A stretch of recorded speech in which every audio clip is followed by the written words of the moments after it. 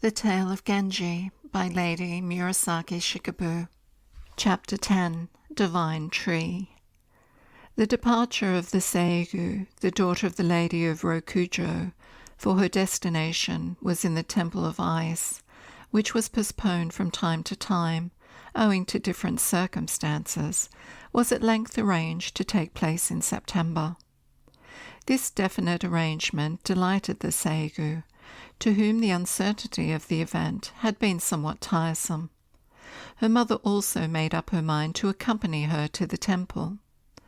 Although there was no precedent for the mother of the Seigu accompanying her daughter, this lady made up her mind to do so, because she would not allow her young daughter to go alone. In a suburban field, the field palace was built.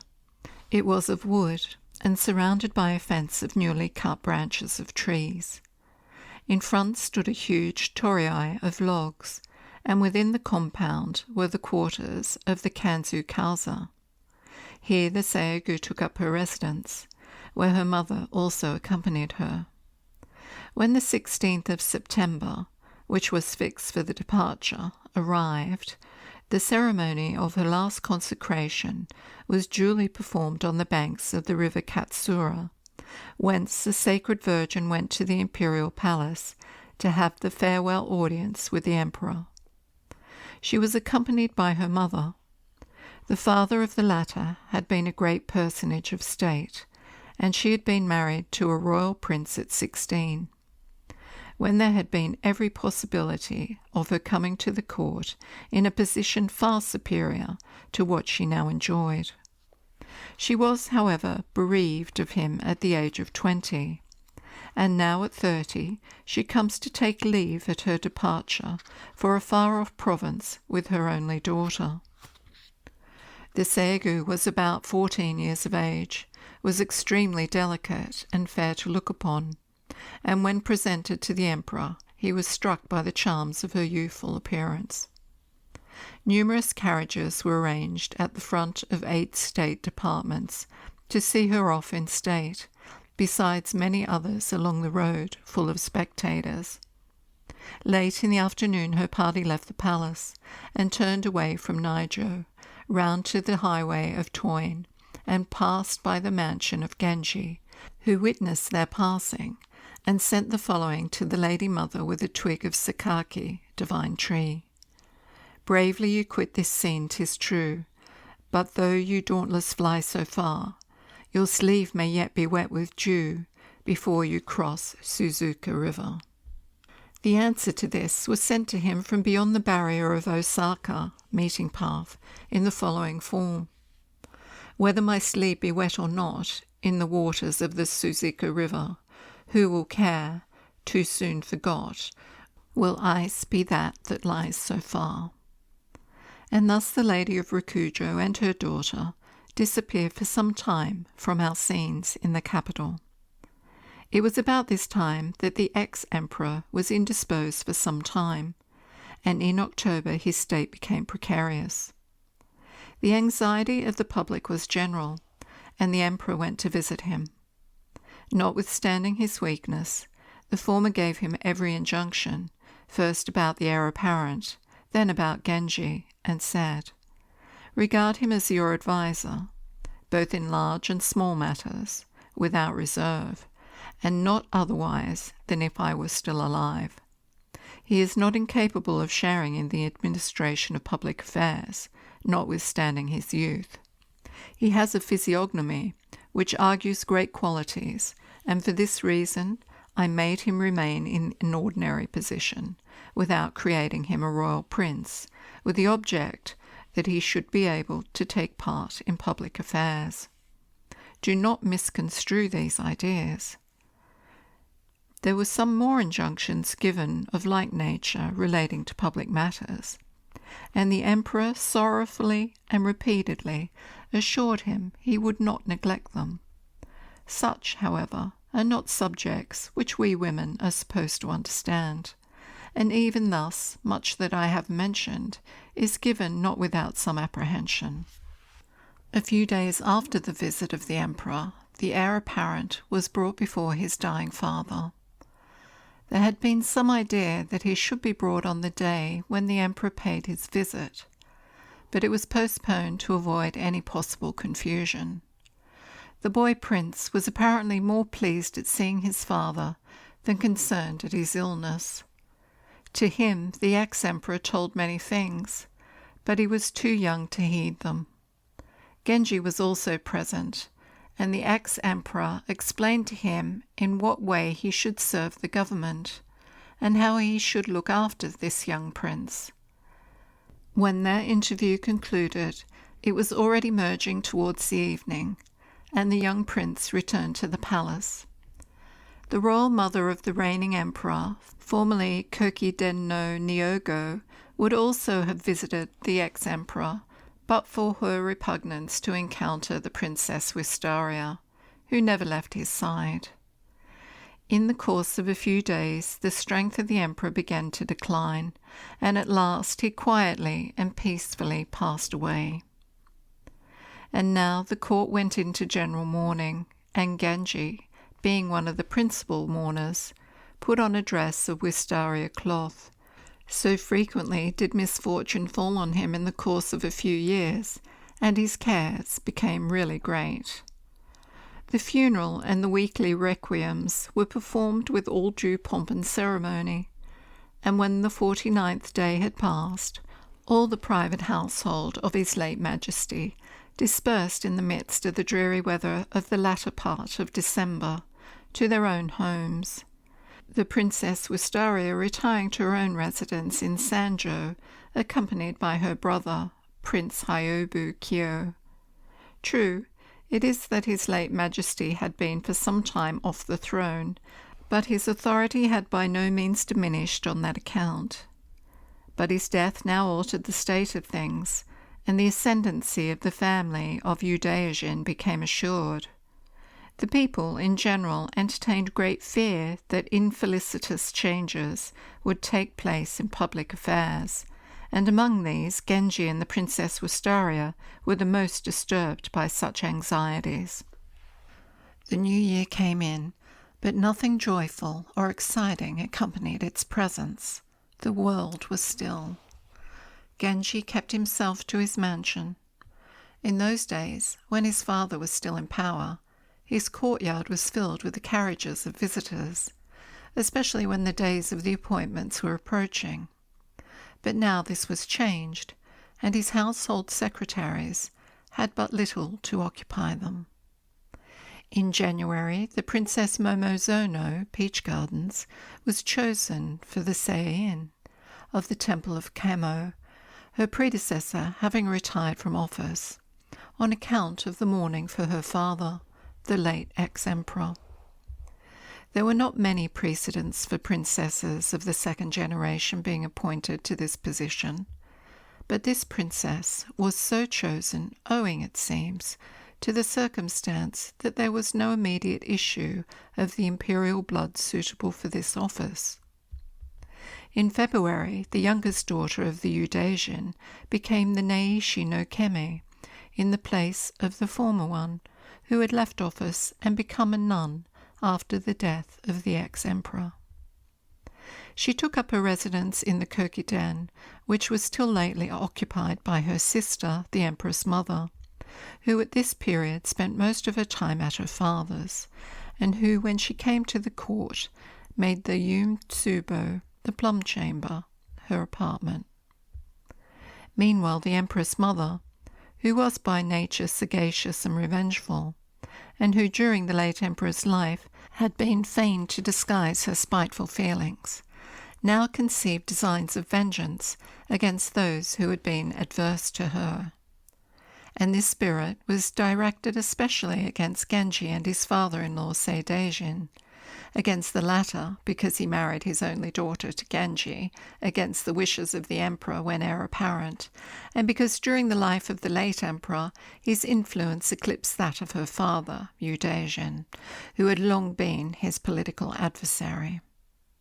The emperor, it is true, never forgot the dying injunctions of his father, and never failed in sympathy with Genji, but he was still young, with a weak mind, and therefore he was under the influence of his mother and grandfather, Udaijin, and was often constrained by them in his actions to go contrary to his own wishes. Such being the state of things, Seidaijin seldom appeared at court, and his loss of influence became manifest.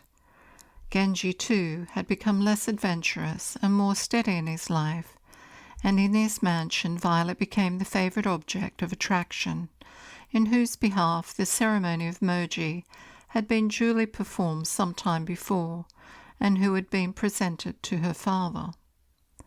The latter had for a long time regarded her as lost, and even now he never forgave the way in which his daughter had been taken away by Genji. The summer had passed without any particular events, and autumn arrived. Genji, wishing to have a little change, went to the monastery of Uren-in and spent some days in the chamber of a rishi, discipline master, who was a brother of his mother. Maple trees were changing their tints, and the beautiful scenery around this spot made him almost forget his home. His daily amusement was to gather together several monks and make them discuss before him. He himself pursued the so-called 60 volumes and would get the monks to explain any point which was not clear to his understanding. When he came to reflect on the various circumstances taking place in the capital, he would have preferred remaining in his present retirement, but he could not forget one whom he had left behind there, and this caused him to return. After he had requested splendid expiatory service to be performed, he left the monastery. The monks and the neighbours came to see him depart. His carriage was still black, and his sleeves were still of wisteria, and in this gloomy state he made his return to the mansion of Nijo. He brought back some twigs of maple, whose hues, when compared with those in his own garden, he perceived were far more beautiful. He therefore sent one of these to the residence of Princess Wistaria, who had it put in a vase and hung at the side of her veranda. Next day he went to the imperial palace to see his brother the emperor, who was passing a quiet and unoccupied leisure, and soon entered into a pleasant conversation on matters both past and present. This emperor, it must be remembered, was a person of quiet ways and moderate ambition. He was kind in heart and affectionate to his relatives. His eyes were shut to the more objectionable actions of Genji. He talked with him on different topics of literature and asked his opinions on different questions. He also talked on several poetical subjects and on the news of the day, the departure of the Seigu. The conversation then led to the little prince, the heir apparent.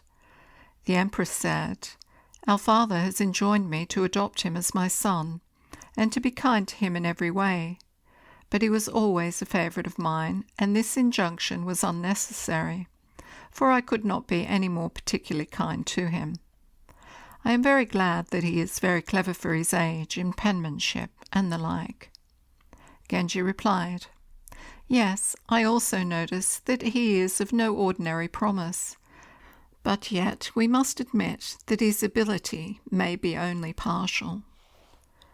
After this conversation Genji left. On his way he came across a nephew of the Empress Mother, who seems to have been a person of rather arrogant and rough character. As he crossed Genji's path he stopped for a minute, and loudly reciting, "The white rainbow crossed the sun, and the prince was frightened," passed on. Genji at once understood what it was intended for, but imprudently proceeded on his way homeward without taking any notice of it. Let us now proceed to the Princess Wistaria. Since she had been bereaved of the late emperor, she retired to a private residence. She fully participated in all those inglorious mortifications to which Genji and his father-in-law were subjected. She was convinced she would never suffer such cruel treatment as that which Seki Fujin did at the hands of her rival, but she was also convinced that some sort of misfortune was inevitable. These thoughts at last led her to determine to give up the world. The fortune of her child, however, had been long a subject of anxiety to her, and though she had determined to do so, the thought of him had affected her mind still more keenly. She had hitherto rarely visited the court where he was residing, for her visits might be unpleasing to the feelings of her rival, the other ex-empress, and prejudicial to his interests. However, she now went there unceremoniously, in order to see him before she carried out her intention to retire. In the course of her chatting with him, she said, "Suppose that while I do not see you for some time, my features become changed, what would you think?" The little prince, who watched her face, replied, "Like Shikibu? No, that can't be." The princess smiled a little and said, "No, that is not so. Shikibu's is changed by age. But suppose mine were different from hers, and my hair became shorter than hers, and I wore a black dress like a chaplain in waiting, and I could not see you often any longer." And she became a little sad, which made the prince also a little downcast. Serene was his face, and finely penciled were his eyebrows. He was growing up fast, and his teeth were a little decayed and blackened, which gave a peculiar beauty to his smile, and the prettiness of his appearance only served to increase her regret, and with a profound pensiveness she returned to her residence. In the middle of December she performed Mihako, a grand special service on the anniversary of death, which she was carefully preparing for some days. The rolls of the Kyo Buddhist Bible, used for this occasion, were made most magnificently, the spindle of jade, the covering of rich satin, and its case of woven bamboo ornamented likewise, as well as the flower table. The first day's ceremony was for her father, the second for her mother, and the third for the late emperor. Several nobles were present and participated, Genji being one of them. Different presents were made by them all. At the end of the third day's performance, her vows of retirement were, to the surprise of all, announced by the priest. At the conclusion of the whole ceremony, the chief of the Hai monastery, whom she had sent for, arrived, and from whom she received the commandments. She then had her hair cut off by her uncle, Bishop of Yokogawa. These proceedings cast a gloom over the minds of all present, but especially on those of Hyobu Kaio, her brother, and Genji, and soon after everyone departed for his home. Another new year came in, and the aspect of the court was brighter. A royal banquet and singing dances were soon expected to take place, but the Princess Wistaria no longer took any heed of them, and most of her time was devoted to prayer in a new private chapel, which she had had built expressly for herself in her grounds. Genji came to pay his New Year's visit on the 7th day, but he saw no signs of the season. All nobles who used to pay visits of felicitation now shunned her house and gathered at the mansion of Yudejin, near her own. The only things which caught Genji's attention in her mansion was a white horse, which was being submitted to her inspection, as on former occasions. When he entered, he noticed that all the hangings of the room and the dresses of the inmates were of the dark hues of conventional life. The only things that there seemed to herald spring were the melting of thin ice on the surface of the lake and the budding of the willows on its banks. The scene suggested many reflections to his mind, and, after the usual greetings of the season and a short conversation, he quitted the mansion. It should be here noticed that none of her household officers received any promotion or appointment to any sinecure office or honorary title, even where the merit of the individual deserved it, or the court etiquette required it. Nay, even the proper income for her household expenses was, under different pretexts, neglected. As for the princess, she must have been prepared for such inevitable consequences of her giving up the world. but it ought not to be taken as implying that the sacrifice should be so great. Hence these facts caused much disappointment to her household, and the mind of the princess herself was sometimes moved by feelings of mortification. Nevertheless, troubled about herself no longer, she only studied the welfare and prosperity of her child, and persevered in the most devout prayers for this. She also remembered a secret sin, still unknown to the world, which tormented the recesses of her soul, and she was constantly praying to Buddha to lighten her burden. About the same time, tired of the world, both public and private, Seidejin sent in his resignation. The emperor had forgotten how much he was respected by the late ex-emperor, how the latter had enjoined him always to regard him as a support of the country, and he several times refused to accept his resignation.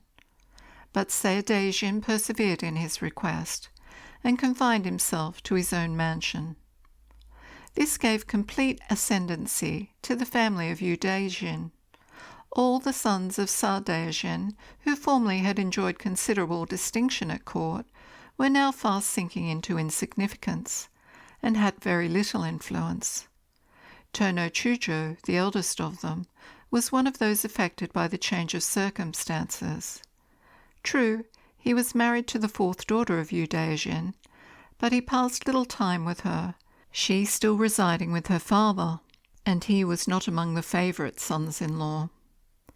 His name was also omitted in the appointment list on promotion day, which seems to have been intended by his father-in-law as a warning. Under such circumstances, he was constantly with Genji, and they studied and played together. They both well remembered how they used to compete with each other in such matters as studying and playing, and they still kept their rivalry alive. They would sometimes send for some scholars, and would compose poems together, or play the covering rhymes. They seldom appeared at court, while in the outer world different scandals about them were increasing day by day. One day in summer, Tono Chujo came to pay his usual visit to Genji. He had brought by his page several interesting books, and Genji also ordered several rare books from his library. Many scholars were sent for, in such a matter as not to appear too particular, and many nobles and university students were also present. They were divided into two parties, the right and the left, and began betting on the game of covering rhymes. Genji headed the right, and Tono Chujo the left. To his credit, the former often hit on the most difficult rhymes, with which the scholars were puzzled. At last the left was beaten by the right. Consequently, Tono Chujo gave an entertainment to the party, as arranged in their bet. They also amused themselves by writing prose and verse. Some roses were blossoming in the front of the veranda, which possessed a quiet charm different from those of the full season of spring. The sight of these afforded them a delightful enjoyment while they were partaking of refreshment. A son of Tono Chujo, about 8 or 9 years old, was present. He was the second boy by his wife, Yudejin's daughter, and a tolerable player of the show flute. Both his countenance and disposition were amiable. The party was in full enjoyment when the boy rose and sang Takasego, High Sand, when he proceeded to the last clause of his song. Oh, could I see that lovely flower that blossomed this morn? Tono Chujo offered his cup to Genji, saying, How glad am I to see your gentleness, sweet as the newly blooming flower. Genji, smiling, took the cup as he replied, Yet that untimely flower I fear, the rain will beat, the wind will tear, ere to be fully blown. And added, Oh, I myself am but a sere leaf.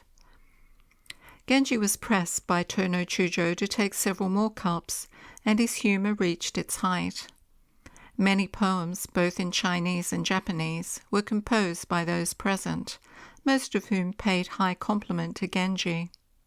He felt proud and unconsciously exclaimed, The son of King Yuan, the brother of King Mu, and would have added the King Ching's, but there he paused. To describe the scene which followed at a time such as this, when every mind is not in due equilibrium, is against the warning of Tsurayuki, the poet, so I will here pass over the rest. Naishi no Kami, the young daughter of Udaijin, now retired to her home from the court, having been attacked by ague, and the object of her retirement was to enjoy rest and repose, as well as to have spells performed for her illness. This change did her great good, and she speedily recovered from the attack. We had mentioned before that she always had a tender yearning for Genji, and she was the only one of her family who entertained any sympathy or good feeling towards him. She had seen for some time the lack of consideration and the indifference with which he was treated by her friends, and used to send messages of kind inquiry. Genji, on his part also, had never forgotten her, and the sympathy which she showed towards him excited in his heart the most lively appreciation. These mutual feelings led at length to making appointments for meeting during her retirement. Genji ran the risk of visiting her secretly in her own apartments. This was really hazardous, more especially so because her sister, the Empress Mother, was at this time staying in the same mansion. We cannot regard either the lady or Genji as entirely free from the charge of imprudence, which, on his part, was principally the result of his old habits of wandering. It was on a summer's evening that Genji contrived to see her in her own apartment, and while they were conversing, a thunderstorm suddenly broke forth, and all the inmates got up and ran to and fro in their excitement. Genji had lost the opportunity of escape, and, besides, the dawn had already broken. When the storm became lighter and the thunder ceased, Udaijin went first to the room of his royal daughter, and then to that of Naishi no Kami. The noise of the falling rain made his footsteps inaudible, and all unexpectedly he appeared at the door and said, "What a storm it has been! Were you not frightened?" This voice startled both Genji and the lady. The former hid himself on one side of the room, and the latter stepped forth to meet her father. Her face was deeply flushed, which he soon noticed. He said, "You seem still excited. Is your illness not yet quite past?" While he was so saying, he caught sight of the sash of a man's cloak twisted round her skirt. How strange, thought he. The next moment he noticed some papers lying about, on which something had been scribbled. This is more strange, he thought again, and exclaimed, "Whose writings are these?" At his request she looked aside, and all at once noticed the sash round her skirt, and became quite confused. Udaijin was a man of quiet nature, so, without distressing her further, bent down to pick up the papers, when by so doing he perceived a man behind the screen, who was apparently in great confusion and was endeavouring to hide his face. However, Udaijin soon discovered who he was, and without any further remarks quitted the room, taking the papers with him. The troubled state of Genji and the lady may be easily imagined, and in great anxiety he left the scene. Now it was the character of Udaijin that he could never keep anything to himself, even his thoughts. He therefore went to the eldest daughter, that is, the Empress Mother, and told her that he had found papers which clearly were in the handwriting of Genji, and that though venturesomeness is the characteristic of men, such conduct as that which Genji had indulged in was against all propriety. People said, continued Udaijin, that he was always carrying on a correspondence with the present Saiyan. Were this true, it would not only be against public decorum, but his own interest, although I did not entertain any suspicion before. When the sagacious Empress Mother heard this, her anger was something fearful. "See the Emperor," she said. "Though he is Emperor, how little he is respected." When he was heir apparent, the ex-Saidaijin, not having presented his daughter to him, gave her to Genji, then a mere boy. on the eve of his Genpuku, and now this Genji boldly dares to carry on such intrigues with a lady who is intended to be the royal consort. How daring, also, in his correspondence with the sacred Seiin. On the whole, his conduct in every respect does not appear to be as loyal as might be expected, and this only seems to arise from his looking forward to the ascent of the young prince to the throne. Eudasion somehow felt the undesirability of this anger, and he began to change his tone and tried to soothe her, saying, "You have some reason for being so affected, yet don't disclose such matters to the public, and pray don't tell it to the emperor. It is, of course, an impropriety on the part of the prince, but we must admit that our girl also would not escape censure. We had better first warn her privately among ourselves, and if the matter does not even then come all right, I will myself be responsible for that." The Empress Mother, however, could not calm her angry feelings. It struck her as a great disrespect to her dignity, on Genji's part, to venture to intrude into the very mansion where she was staying, and she began to meditate how to turn this incident into a means of carrying out the design which she had been forming for some time.